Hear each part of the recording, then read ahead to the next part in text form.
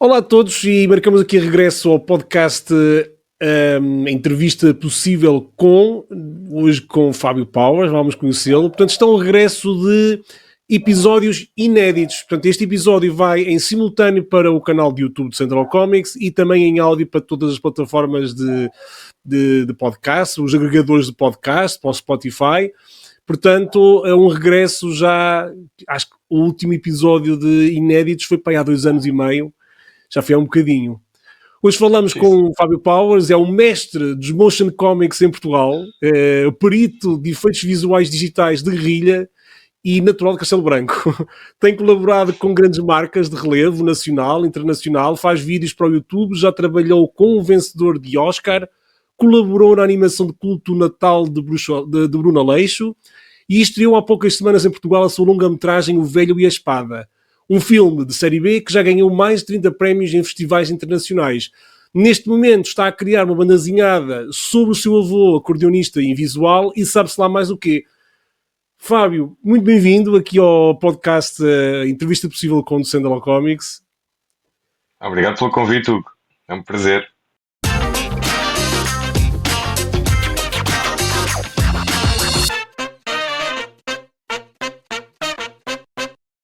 Nós já tínhamos falado nesta entrevista há muito tempo, se calhar há um ano ou mais.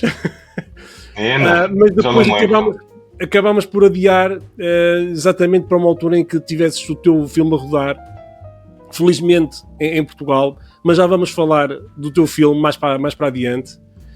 O que eu queria neste momento saber é de onde é que nasceu o Powers.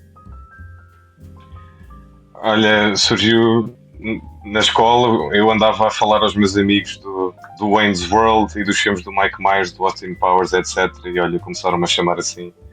E olha, pegou. Não é que eu gosto propriamente, mas também não gosto do meu nome verdadeiro, Fábio Luís. Eu tenho muitos amigos chamados Luís, Luís Marques, Luís Ribeiro, Luís para trás e para a frente. E olha, é uma forma das pessoas me encontrarem online. É fácil, olha, pelo menos é um nome único. Não tens outros nomes no meio que gostasses? É assim, dos meus 4 nomes, 3 são nomes próprios, portanto. Ok.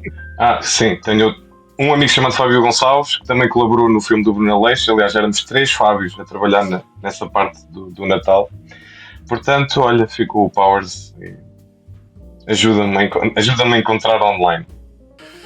Olha, Fábio, corrige-me se eu estiver errado, mas a gente conheceu-se, acho eu, devido a um evento de cultura pop que tu organizaste em Castelo Branco. Não me lembro porque é que me contactaste ou como é que me contactaste. Eu na altura morava mais perto, estava a morar eu morei nessa altura durante 1 ano e meio em Torre de Moncorvo, não estava na minha terra, e portanto eu acho que foi por aí. Eu sei que acho que antes já fazias conteúdos nerd para o YouTube, mas conta-me lá como é que surgiu essa parte para já da organização do evento e como é que se chamava, que já nem me lembro. Chamava-se Enkai Anime Convention, o primeiro e único até à data evento alguma vez concretizado em Castelo Branco. E surgiu porque eu, quando era miúdo, sempre sonhava ir a um evento, a uma convenção qualquer, nerd, só que pronto, era difícil os meus pais deixarem-me ir sozinho para Lisboa, ou não tinham disponibilidade para ir comigo quando se concretizavam lá eventos. E então juntei aqui um grupo de amigos e olha, vamos organizar aqui uma coisa em Castelo Branco. Foi em 2020 e tu tinhas a loja do Lobo Mau e eu convidei-te para vires cá ter uma banca com merchandise. E foi assim que nos conhecemos. Mas tu já conheci o Lobo Mau, que sempre esteve agregado ao Central Comics. Já conhecias o Central Comics antes e foi daí, penso eu, não? Foi também. E já tinha feito compras no seu site, que também na altura também era dos poucos que havia a vender merchandise de anime e de filmes, etc. Pois, isso já foi, e nessa altura eu já não tinha loja física, só tinha loja virtual já. Portanto, já foi pós o período áureo, digamos assim, das lojas que eu tive, não é? Portanto, loja física nunca tive o prazer. Olha, e porquê é que não deste continuação? Já disseste que era o único evento em Castelo Branco, porquê é que ele não teve continuação? Porque deu muito trabalho e cansou-me. Não, mas foi giro, que ficámos com muitas boas memórias daquilo, mas para dar continuidade tinha que dar algum tipo de rentabilidade e era difícil. E porquê é que não achas que não houve coisas para fazer? E porquê é que não houve mais ninguém a pegar numa coisa do género? Em Castelo Branco, achas essa é pequena, é no interior bastante longe de grandes cidades, digamos assim, de grandes centros urbanos? Achas que isso será um impedimento, obviamente, não? Sim, é um meio pequeno, então não... Mas há esta proximidade com a Espanha. Eu acho que se nós também se tivéssemos continuado, talvez o público viesse a crescer, não sei, mas eu quis ter essa experiência. Depois organizei também uns eventos só dedicados a Pokémon, com torneios de cartas e de jogos, e umas exibições também de curtas que eu também fazia para o YouTube de Pokémon, etc. Foi giro, mas pronto, ficou por ali. Depois toda a equipa se dedicou a outras coisas. Olha, falas em Pokémon, como eu estava a dizer, tu antes já fazias conteúdos para o YouTube, acho eu, nomeadamente vídeos em que juntavas animações 3D, CGI, que fazias com imagem real, não é? Com pequenos filmes, pequenas curtas, muitos deles, eu não sei se eram todos, mas muitos deles dedicados ao Pokémon também, não é? Com animação do Pokémon, certo? Foi, porque também foi um dos jogos que mais me marcaram na minha infância, onde eu passei imensas horas, era um universo que me cativava imenso, a minha imaginação, e depois surgiu o YouTube. Eu comecei a criar aqueles vídeos, começaram a ganhar atração, vídeos com milhares de visualizações, e olha, comecei a fazer com os amigos. Nós todos gostávamos de Pokémon na altura, e foi uma experiência divertida também. E foi a minha escola de cinema, porque eu comecei a fazer esses vídeos antes de ir para a faculdade. Numa altura em que não havia tutoriais, não havia grandes coisas. Pois eu já ia chegar lá, mas qual é a tua formação de faculdade? Qual foi? É artes visuais? É cinema? É cinema mesmo. Cinema mesmo? Mas, e tu tinhas disciplinas de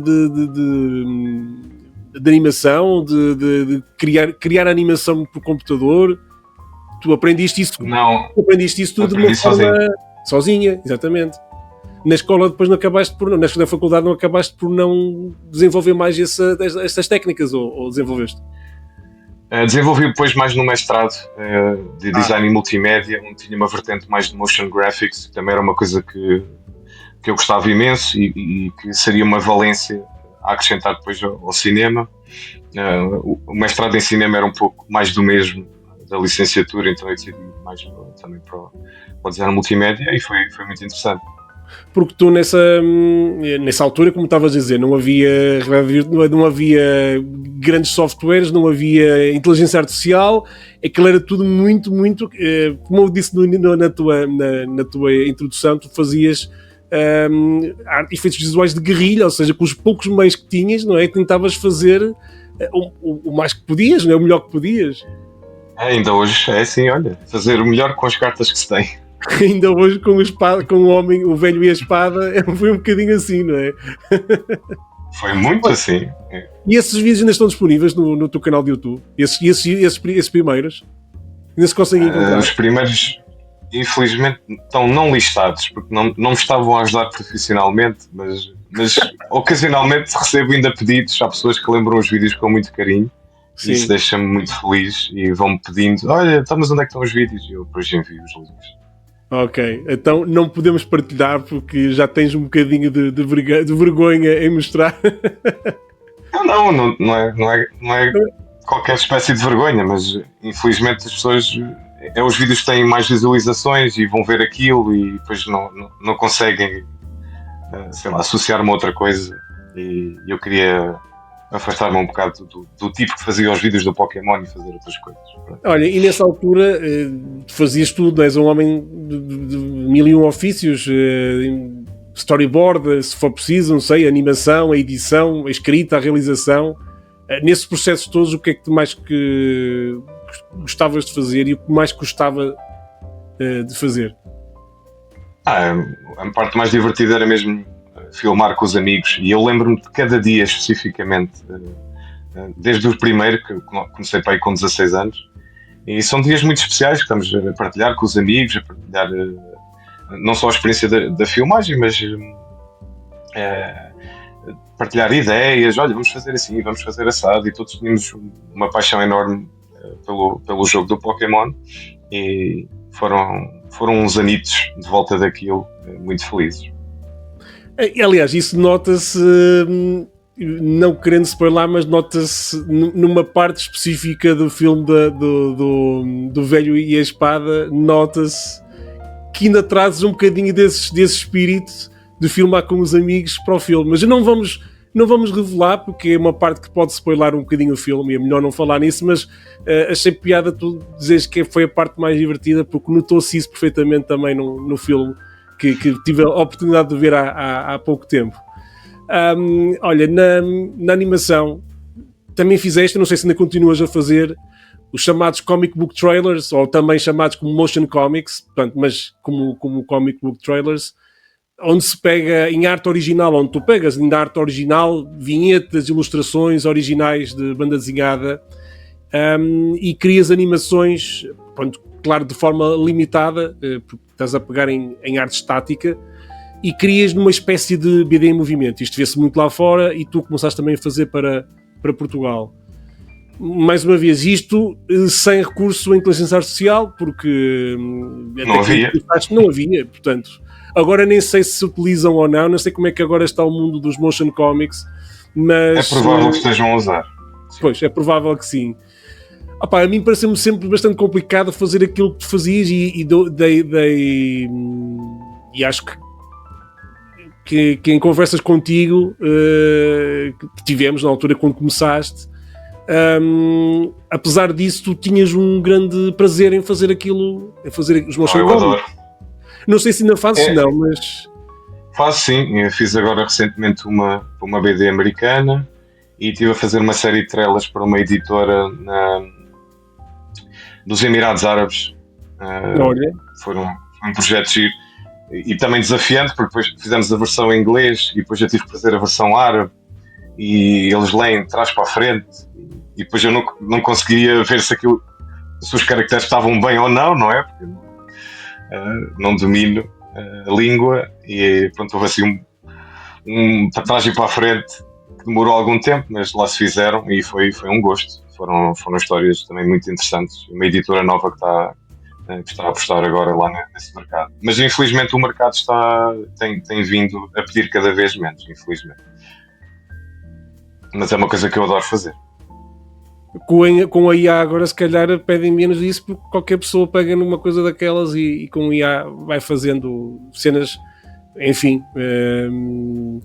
Mas uma pergunta indiscreta, eles pagam melhor lá nos Emirados Árabes Unidos? Pagaram melhor? Bem, sim. Pagaram bem. Está a pagar o standard, vá. Está bem. Mas sim, nos Estados Unidos ou nos Emirados Árabes não torcem tanto o nariz como os orçamentos quando apresentamos aqui em Portugal. Mas pronto, são economias diferentes, não é? E mercados diferentes. E para Portugal, queres dar alguns exemplos que tenhas feito, que é para as pessoas reconhecerem o teu trabalho? Se calhar já viram no Facebook e nos Instagrams das editoras e não sabem que foste tu, por exemplo. Qual é aqueles que mais gostaste de fazer para Portugal? Fiz tantos, mas para Portugal já não faço há algum tempo. Mas fiz para quase todas as editoras. Comecei por fazer para a Gifloy, já fiz imensos vídeos para a Seita, fiz para a Arte de Autor, também me deram um prazer enorme, e fiz uma série deles para a Levoar. Já fiz para uma série de editoras. E quando estás a criar esse trailer animado, como é que equilibras a fidelidade do material original com a criatividade pessoal e a saber que a arte específica que vais pegar, fazer o quê? Como é que é o processo todo? Ou seja, as editoras dão-te acesso ao livro todo em alta resolução, ou tens só alguma arte pré-selecionada que eles te mandam? E qual é a liberdade que tu tens para fazer as partes que tu vais escolher e que vais fazer? Tens 1 minuto, 50 segundos, 1 minuto e meio, e és tu que decides tudo? Ou se eles costumam pôr alguns entraves ou algumas exigências? Como é que funciona? Não, geralmente, até porque agora já sou um expert, não é, da área, dão-me liberdade. Como eu te disse. Então, pronto, eles confiam no meu trabalho, eu fico muito feliz por isso. Eu leio a história na íntegra e depois tento escolher os painéis que têm mais potencial para ser animados e que representem a história, para que ao estares a ver o trailer tenhas mais ou menos a sensação, que passe o sentimento que vais ter mais ou menos a ler aquela história e que te crie interesse em ler a história, porque há muitos trailers que a malta faz, mete para lá uns efeitos bonitos, e um trailer não pode ser só imagens bonitas, tem que te dar um lamiré do que é que a história vai ser e porque é que tu deves ler aquela história em específico.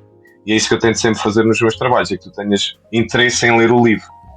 Antes de começares a fazer, presumo que lês o livro, para saber aquilo que vais escolher. Sim, tenho que ler. Leio o livro sempre antes. Claro. Mudando aqui um bocadinho agora para outro tema. Tu trabalhaste com o Juan Cavia e o Filipe Melo, foi na coprodução portuguesa e americana do filme Sleepwalk.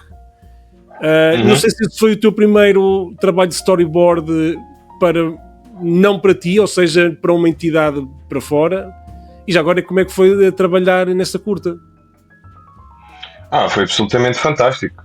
Eu já tinha trabalhado com o Filipe, tínhamos feito uns vídeos para o YouTube, que era a saga do Yuri, uns vídeos assim meio malucos, mas que foram grandes exercícios de pensamento abstrato com o Filipe, muitas noitadas, nós em videochamada a discutir ideias, e depois ele falou que estava a fazer essa curta, mostrou-me o guião, eu também lhe dei algumas sugestões, e depois ele ia filmar aquilo nos Estados Unidos e ele estava com uma pressão enorme, não é? Tinha um timing específico e as coisas tinham que surgir, tinham que correr o mais suave possível, então decidimos fazer uma versão em Animatic, que em Portugal não é uma prática muito comum, mas em produção americana ou qualquer standard no estrangeiro que tenha uma produção acima da média costuma-se fazer, sim. Então o Juan Cavia já tinha feito o storyboard todo, eu recebi o material e depois foi dar a animação àquilo e colocar nos timings que eu achava corretos, também com o Filipe, fomos fazendo também um pouco em parceria, olha, aqui mais longo, aqui mais curto, e ajudou-o imenso. Tu, quando fizeste isso, foi feito tudo à distância? Estiveste com eles? Ou estiveste com o Filipe a fazer essa parte? Ou foi mesmo à distância, tu em Castelo Branco e ele em Lisboa? Ou onde ele estivesse, por exemplo? Foi videochamada, sim. Videochamada, ok. Porque tu ainda continuas, apesar de estás num meio artístico que geralmente está tudo muito concentrado na capital, tu continuas a viver em Castelo Branco. Tu off the record, antes de começar a gravar, disseste que estás numa freguesia, numa pequena aldeia, não é? Como eu estou a viver neste momento, numa aldeia. Portanto, nunca tiveste... Esta pergunta nem sequer estava a pensar, lembrei-me isto agora, porque acho que é interessante. Porque é que não decidiste ir para Lisboa e na tua área seria se calhar muito mais fácil trabalhar na capital? Já nem digo ir para um Porto, para uma Coimbra, porque eu acho que é mesmo tudo concentrado, as televisões, os grandes estúdios de cinema, entre aspas, não é? Mas a maior produção está tudo concentrado em Lisboa, e tu numa cidade ou numa aldeia do interior profundo de Portugal, do centro de Portugal, a trabalhar à distância e a fazer coisas que não é muito normal estares assim, num sítio tão isolado, não é? Viva a internet. É tudo que tenho a dizer. Ainda bem, não é? O custo de vida na capital ou nas grandes cidades era elevado, não é? Tenho aqui a minha família, tenho aqui os meus amigos. Não achas que a nível de trabalho tens mais oportunidades lá? Nunca surgiu, sei lá, essa necessidade. Sempre consegui trabalhar à distância e sempre me mantive, e acho que é importante ter um bom equilíbrio na vida. Eu tinha aqui perto a minha família e os meus amigos, o trabalho ia surgindo, conseguia fazer de forma remota, então por que não? Pronto, é como eu. não é? Também tenho um trabalho que me permite estar em qualquer parte do mundo e fazer as minhas coisas. Por falar em diversão, o Natal de Bruno Aleixo, também trabalhaste, também contribuíste para essa para esse filme, mas algum momento divertido e mais fora do comum que tenha acontecido nesse trabalho? Foram 4 meses, dividido em 3 Fábios. Lá vem os Fábios outra vez à conversa. Nós chamávamos em vez de ser o Spider-Verse, era o Fábio-Verse. Porque nós temos gostos parecidos, somos mais ou menos da mesma idade, então há muitos pontos em comum. Nós dizemos que somos variantes, ninguém sabe quem é o original. Fizeram aquele mimo de apontarem-se uns para os outros. Apontar. Ainda não, mas tem que acontecer, eventualmente.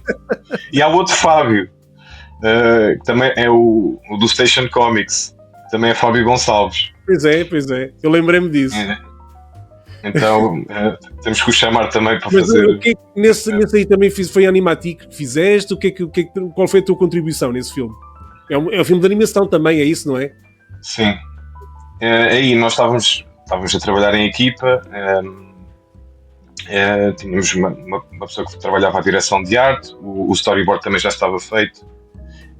A minha parte foi colaborar com o Fábio Veras, que fez a arte. Ele é que estava a desenhar os assets que nós íamos usar. Eu criava os rigs das personagens, que é no fundo criar controladores para a cabeça, para os olhos, para poderem ser animados, e passava para o outro Fábio, que começou a animar. E depois eu, quando já acabei de fazer os rigs das personagens, comecei também a fazer a animação e fizemos 11 minutos de filme em cerca de 4 meses. Isso também, tudo feito, cada um no seu sítio, né? À distância, tudo em sua casa, ou nos seus escritórios, ou foi tudo assim também feito? Foi. Eu estava aqui em Castelo Branco, o Fábio Gonçalves vivia perto da Ericeira, e o Fábio Veras, não sei exatamente onde é que ele era, acho que era para aí do norte, era para aí dos teus lados, creio eu. Por acaso não sei de onde é que é o Fábio Veras da banda desenhada também? Autor de banda desenhada? Ok. Não sei, por acaso não sei de onde é que ele... Não o conheço, não sei de onde é que ele é. Olha, pensava que era mesmo do lado de baixo. Lá para as Lisboas, lá para a grande Lisboa. Não sabia que ele era do norte. É capaz, não sei, posso estar a confundir. Eu também já não falo com ele há algum tempo. Não sei, eu não o conheço, por isso... sabes mais do que eu, que tu é que trabalhaste com ele, portanto... Colaborámos naquele período, mas depois já não vejo há imenso tempo. De vez em quando ainda nos cruzávamos ou na Comic Con, ou no Coimbra BD, ou qualquer coisa desse género, mas agora não o tenho visto. Olha, passamos agora então para o teu último, ou para o mais recente teu menino, que é o Velho e a Espada, o teu filme de série B. Ele está incrível para os meios que tu tens e para aquilo que conseguia-se fazer com tão pouco que tu tens, não é? E que podias fazer. Pai, os meus parabéns. Para quem nunca viu ou nem sequer conhece, o que é que podes contar sobre esse filme? Porque não é um filme que seja mainstream ou seja tão comercial assim, portanto, apresenta-nos o que é o Velho e a Espada. Muito simples, é um velho que descobre uma espada que fala e vê a alma das pessoas, mas só quando está bêbado. E é uma homenagem a todos séries e filmes de série B que eu consumi desde pequenino.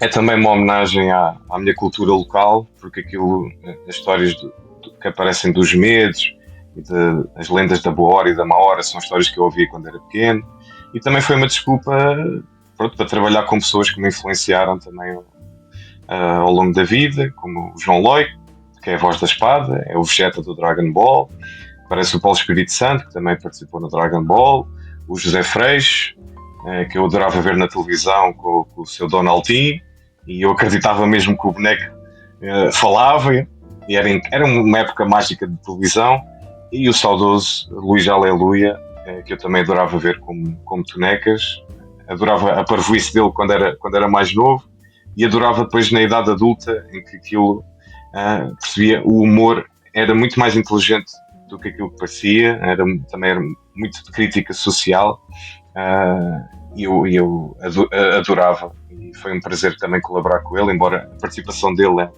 é breve, era para ser um bocadinho maior, mas por questões de agenda não deu, e tenho imensa pena não poder colaborar mais com o Luís, porque ele era uma pessoa mesmo fascinante, mega culto, e eu podia estar durante horas a ouvi-lo. Gostava mesmo de estar com ele. É assim, o filme é tão divertido como trágico, não é? Porque o teu protagonista, o António da Luz, nunca chegou a ver o filme, acho que foi concluído, pois não? Vi uma versão temporária, com efeitos especiais temporários, pronto, mas vi uma versão de início ao fim. Eu acho que ele não percebeu metade, mas riu-se. É o que importa. E além disso, a melhor parte foi mesmo a experiência para ele. Claro, e o que é que podes contar? Quem era o António da Luz? Ora, o filme no fundo é uma biografia quase dele, porque ele vivia mesmo ali naquela aldeia, no pé da serra. A casa que aparece no filme não é a dele, mas ele vivia mesmo ali, e de facto ele tinha algumas pessoas que o olhavam de lado, um pouco olhar de lado pelos seus pares, que ele de facto era considerado por algumas pessoas o bêbado da aldeia, mas ele tinha passado por uma série de coisas trágicas na vida, e qualquer um de nós podia lá ter ido esbarrar ao álcool ou qualquer coisa pior, claro, como refúgio. E eu também queria fazer este filme para mostrar que ele era muito mais do que o bêbado da aldeia. Ele era uma pessoa fascinante, e acho que o carisma dele é que fez todo este sucesso. Ele é que trouxe, ele é a alma do filme, não é? Se não for, qualquer outra pessoa resultaria num filme completamente diferente, e se calhar não tinha o impacto que o filme teve e está a ter. Portanto, ajudámos no fundo a concretizar o sonho um do outro. Eu sonhava fazer um filme de série B, ele sonhava protagonizar um filme, e foi uma experiência. Mas tu conhecias, como é que o conhecias? E ele faz parte da tua infância também, que é uma personagem da aldeia que... Ele é tido de um primo meu, e eu conheço desde pequeno, porque eu ia lá muitas vezes àquela aldeia. Os meus avós eram de uma aldeia próxima, das Cerzedas, e os avós do meu primo eram de lá, então nós estávamos muitas vezes juntos, em família, e eu sempre lhe achei imensa graça, e dizia-lhe: António, qualquer dia alguém devia meter num filme. E olha, calhou ser eu. Foi, mas é engraçado porque assim, mesmo quando tu vais ao estrangeiro apresentar, as pessoas veem uma personagem e não sabem se ele é um ator, se ele é mesmo assim. Quer dizer, qual é a reação no estrangeiro à personagem e à pessoa que foi o António da Luz? Bem, eu acho que ele tem cativado o público por onde tem passado. Por exemplo, olha, em Espanha, a sala de cinema em Madrid e em Valência, a sala tremia, toda a gente ali a gritar: António, António! Pá, foi absolutamente incrível. E é pena ele não estar a viver esta parte. Quando nós vamos exibir o filme aqui ou lá, é muito agridoce. Nós estamos felizes pelo sucesso do filme, mas por outro lado é com muita pena que ele não esteja connosco a viver esta parte. Ele iria adorar, o público também iria adorar, e no fundo são coisas universais, não é? Acho que há bêbados por todo o mundo, há mitos e lendas deste género por todo o mundo também, e acaba por ter uma certa universalidade. E nós também tivemos um cuidado muito grande com as legendas, e até tem outras piadas, tem outras camadas, mais subtexto. Foi feito aqui com o meu amigo Jules e com a namorada dele, com a Joana, e fomos pedindo também opiniões a amigos que temos no estrangeiro para ver: olha, isto tem piada, não tem, assim. Foi um processo difícil, porque o filme está cheio de coloquialismos portugueses, e traduzir piadas é da coisa mais difícil e ingrata que há, porque há piadas que têm muitas nuances, e foi um processo difícil, mas acho que pelos vistos tem resultado, que as pessoas riem-se. Ainda bem.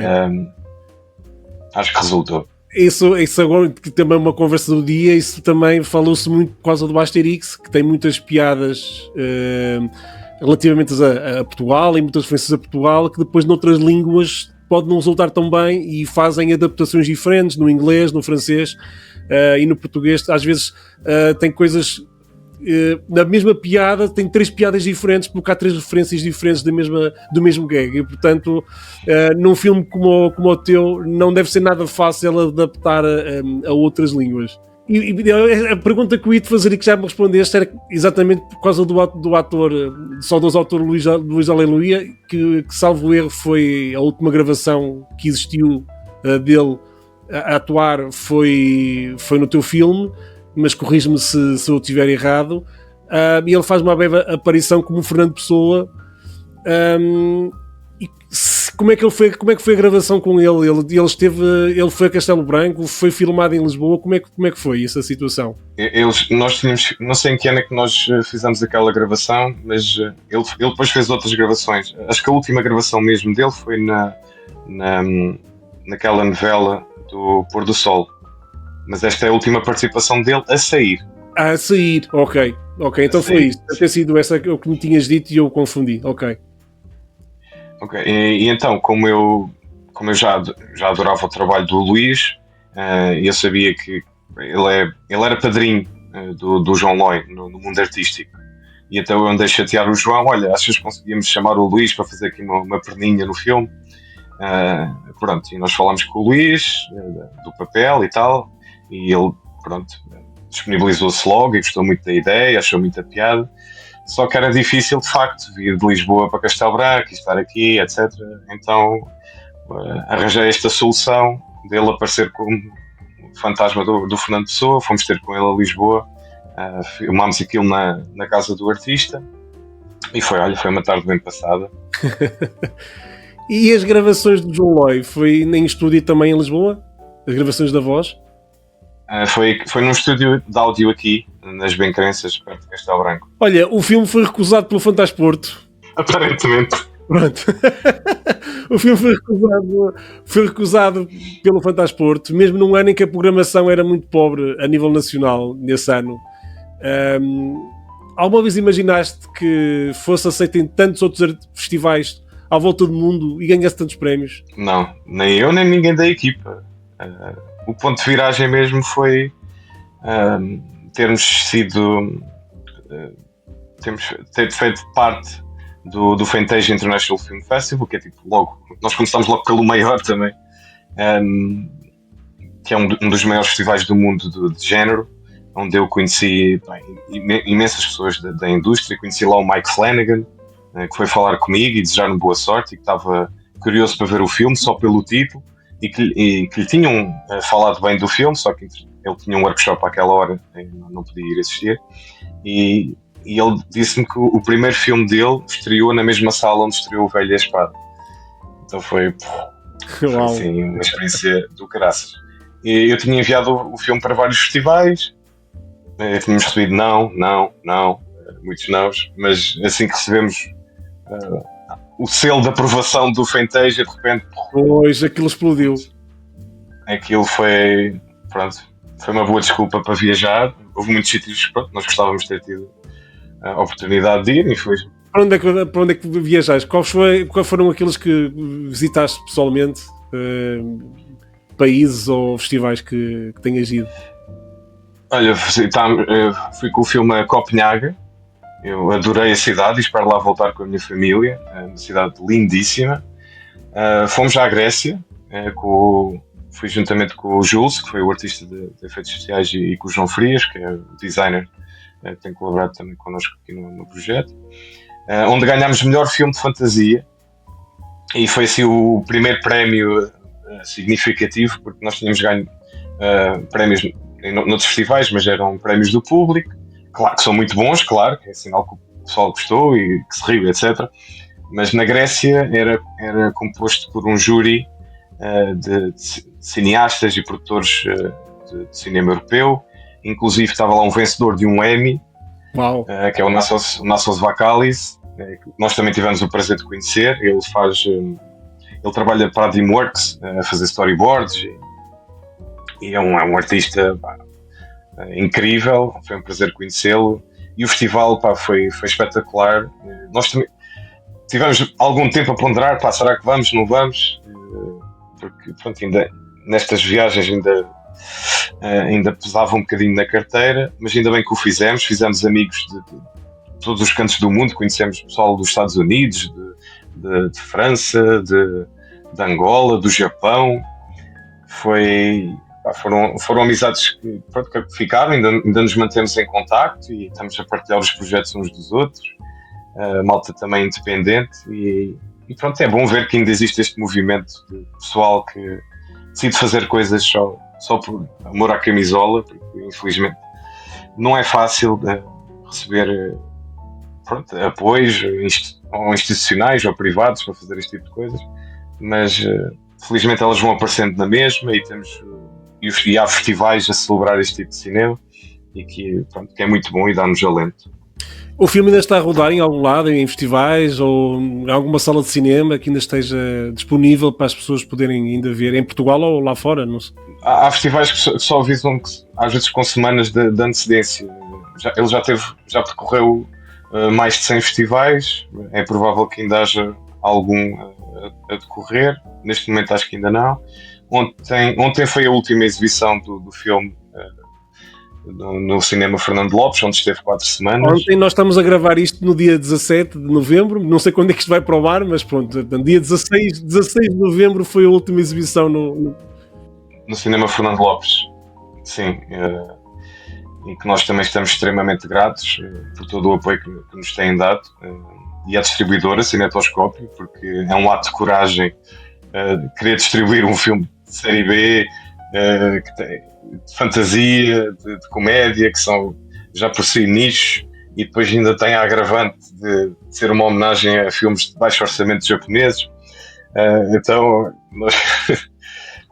foram mesmo corajosos a abraçar este projeto, mas agora vai haver ainda uma sessão especial à partida, uma double bill com o Mutant Blast do Fernando Al. Vamos fazer uma exibição dupla.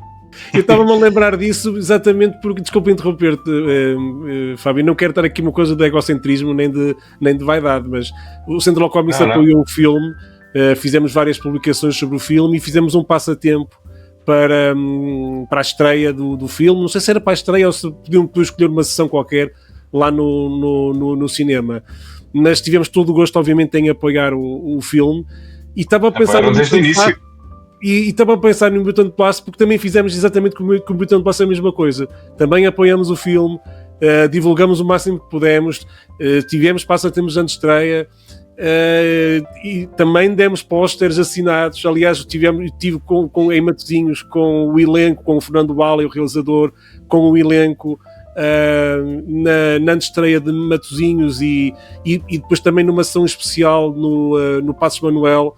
Portanto, nós tivemos também esse apoio todo com o Mutant Blast e estava a achar uma semelhança. Enquanto estavas a falar, estava aqui a pensar, olha que engraçado, parece e estavas a falar que vais fazer um double feature com o Mutant Blast, que é ótimo, é espetacular.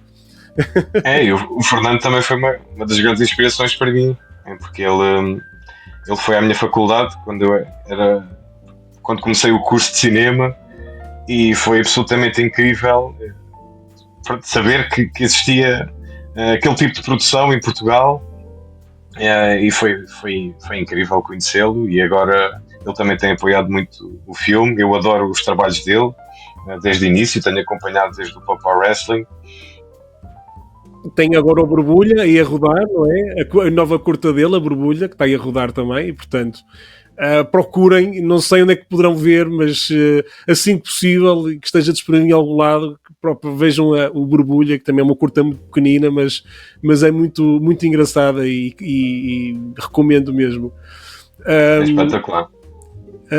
Exato. Claro que pelo tamanho da produção, a duração, a complexidade, imagino que o trabalho mais desafiador foi mesmo este filme, né, O Velho e a Espada, mas se pudesse escolher, não é escolher, dos outros todos que já fizeste, qual foi aquele, até então, qual foi aquele mais desafiador que já tiveste? não houve assim propriamente um projeto desafiador, não é? Então foram projetos que foram surgindo uns atrás dos outros e como havia sempre muito amor à camisola e eu sempre fiz aquilo que eu gostava, pronto, assumindo um custo, claro que como freelancer é um mercado muito flutuante, não é? Nós nunca sabemos quanto é que vamos ganhar no mês seguinte, então houve períodos preocupantes, não é? Mas felizmente a coisa foi-se orientando. Eu fui freelancer durante mais de 10 anos, fui muito feliz a fazer aquilo que eu gostava e ainda tento ter essa filosofia. E é mesmo verdade, olha, enquanto trabalhamos naquilo que gostamos, é como se não trabalhássemos, não é? Sim. Embora possamos viver deles, dos rendimentos disso para viver, isso pode pesar um bocadinho, não é? Mas quando não há trabalho, a gente começa a apertar aqui o cinto e é um bocadinho mais complicado. Olha, mas o teu coração é dividido por vários amores: o cinema, a animação, a escrita, a banda desenhada. Epá, consegues fazer um top de preferências daquilo que gostas mais para aquilo que gostas um bocadinho menos? Gosto de tudo, né? Vamos tentando conciliar. Ok, agora estão a aparecer coisas feitas, mas são projetos que têm demorado anos. O filme do Velho nós filmámos entre novembro e dezembro de 2019. E agora tenho estado a trabalhar na banda desenhada do meu avô, como tu sabes, desde 2020. E só sairá para o ano. E também foi um processo longo, parti muita pedra. Mas enfim, as coisas... O importante é que as coisas vão-se fazendo e vão-se fazendo bem, e estou também muito grato por todo o apoio que tens dado a todos os projetos meus, porque tu também foste um dos impulsionadores do início da minha carreira, e acredito também o Central Comics foi fulcral para dar aquele kick inicial no projeto do Velho, que tu ajudaste a divulgar quando ainda não era nada, quando ainda era só um projeto. Estava aí a surgir. Olha, mas já que falaste aí na banda desenhada que estás a construir, com lançamento para o próximo ano, ela é, como eu falei na introdução, ela é da história do teu avô, e falámos aqui de um projeto que também já tem uns anitos, e que partiste muita pedra porque tentaste pedir apoios, estava complicado, finalmente conseguiste uma editora. Ela já está toda. Eu não sei, conta-me um bocadinho sobre a história desta banda desenhada, para as pessoas já ficarem a saber como é que se chama, quem é que vai desenhar, porque és tu que escreves, mas não desenhas. Conta-me um bocadinho sobre o livro. Já está toda desenhada por uma amiga minha chamada Ana Sarnowski, brasileira, que vive aqui em Castelo Branco e que também já tinha colaborado comigo noutras coisas. Foi ela que fez a concept art da espada, do Velho e a Espada. Então nós já temos aqui uma colaboração de alguns anos, e ela também me ajudou a organizar esse evento de anime, porque ela também gosta de anime, cultura japonesa, etc. E pronto, é uma pessoa que eu tenho também um carinho muito especial, e eu desde o início pensei nela para trabalhar nisto. A história do meu avô é uma história de superação incrível, que eu achei que merecia ficar contada, e que eu quero homenagear o meu avô e preservar a memória dele, porque olha, também um pouco como o António, era às vezes visto só como o Manel ceguinho, pronto, era o acordeonista invisual e tal, mas ele passou por muito, conseguiu criar 2 filhos. A minha avó também era cega, portanto, os dois, aliás, a minha avó também dava outro livro. Não sei se um dia também terei a oportunidade ou não de o fazer. Aparece na história. Ela aparece. Pronto. Sim, claro que aparece. E pronto, olha, terão que ler o livro, espero que também gostem. Já é uma coisa que está em desenvolvimento há muitos anos e que foi um processo complicado, porque já há poucos parentes vivos que me pudessem contar histórias sobre ele. Eu tinha uma ideia também muito vaga da história dele, então foi bom também para mim ir escavar um bocado daquilo que foi a vida dele, e depois o maior trabalho foi juntar as pontas, não é? A história daquela tia, daquele tio, depois também daquilo que o meu pai se lembrava.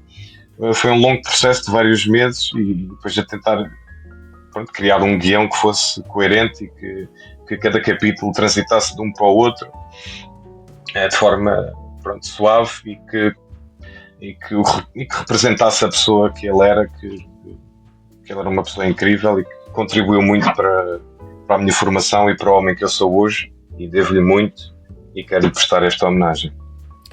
Qual é o título do livro? Para já está só Manuel. Eu não sou muito criativo com nomes, como podes ver. Podia ser um velho e o acordeão, ou assim, algo do género.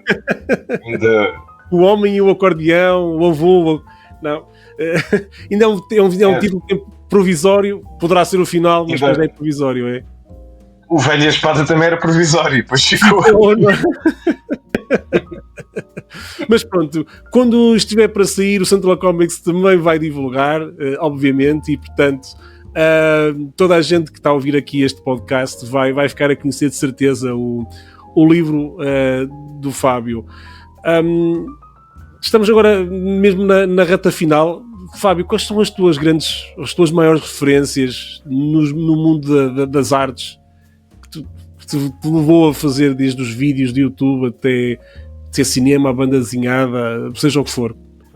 Podia estar aqui a listar uma lista enorme. No cinema, as minhas grandes influências foram o Sam Raimi, porque quando descobri o Evil Dead pela primeira vez, aquilo mudou a minha vida, e os primeiros filmes do Peter Jackson, que são absolutamente hilariantes, e tive sempre uma grande paixão, olha, pelo Tokusatsu. Eu adoro Kamen Rider, e o filme do Velho e a Espada tem muita inspiração dessa série, e depois também temos os nomes portugueses, como foi um privilégio trabalhar também com um grande ídolo da minha infância, que foi o Filipe Melo, porque ele também foi à minha faculdade na altura a apresentar o I'll See You in My Dreams, e aquilo explodiu a minha cabeça, porque foi... Consegue-se fazer uma coisa destas em Portugal, não foi? Se calhar foi uma coisa disso que pensaste, não é? Foi mesmo hoje em dia a curta está muito bem conseguida, e é um prazer e muito especial, não só com o Filipe, mas com o João, com o Paulo Espírito Santo, que eu também tive o prazer agora de conhecer pessoalmente, com o Luís Aleluia, com o José Freixo. Trabalhar com os ídolos da nossa infância é mesmo qualquer coisa assim do outro mundo, e a mensagem que eu quero deixar a quem esteja a criar o que quer que seja: não se acanhem de convidar ou tentar falar com as pessoas que vos influenciaram, porque o máximo, ou não respondem ou podem dizer não, mas bater e morder e essas coisas não vou fazer. Mas algum há de dizer que sim. Claro. E é muito especial, e estou-lhes muito grato por me terem ajudado a concretizar este sonho. Mas a nível de personagens, sei que tu gostas de Dragon Ball, sei que gostas do Homem-Aranha, Pokémon, e que mais é que de animação, de banda desenhada, o que é que mais te gostavas de ver quando eras miúdo e que te possa também ter aberto essa cabeça para fazer tanta coisa no meio? Olha, eu comecei no mundo da banda desenhada, comecei com a Disney, acho que como quase toda a gente cá em Portugal, não é? Ler o Pato Donald e o Tio Patinhas, que eu adorava. Depois, na adolescência, passei para a Marvel, também DC, claro, um bocadinho. Eu adoro Super-Homem, mas era mais virado para a Marvel e para o Homem-Aranha. Mas entretanto, depois aquilo também foi progressivamente deixando de ser editado em português, e eu depois também progressivamente fui deixando. Depois comecei a ler BD mais europeia, descobri as BDs do Jodorowsky, que também mudaram também muito a minha vida. Os Metabrões é das melhores histórias que eu já li na minha vida, o Winkle, e mais. Depois comecei a ler as coleções gráficas da Levoir, comecei a ir para a BD mais adulto e agora é isso que eu gosto de Mas consumir. agora tens lido até autores portugueses, banda desenhada portuguesa também. Tu não referiste, mas tens lido, não tens, nos últimos anos? Tenho, claro, e tenho o prazer de ser amigo de muitos deles, como o Luís Louro, que eu acho uma pessoa também incrível. E os Filhos de Baba Yaga também é uma das melhores histórias que eu já li na minha vida, e ele merece mesmo todos os prémios que tem ganho.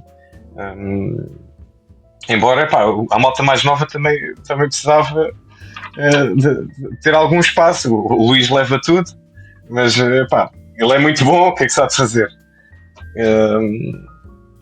Tem sido um percurso muito, muito, muito rico, e temos sido mais abraçados também pela comunidade da banda desenhada do que propriamente do cinema. Parece que, sei lá, é uma comunidade que está mais aberta, não há tanta questão do ego, parece-me, e os artistas de BD têm-nos acarinhado muito.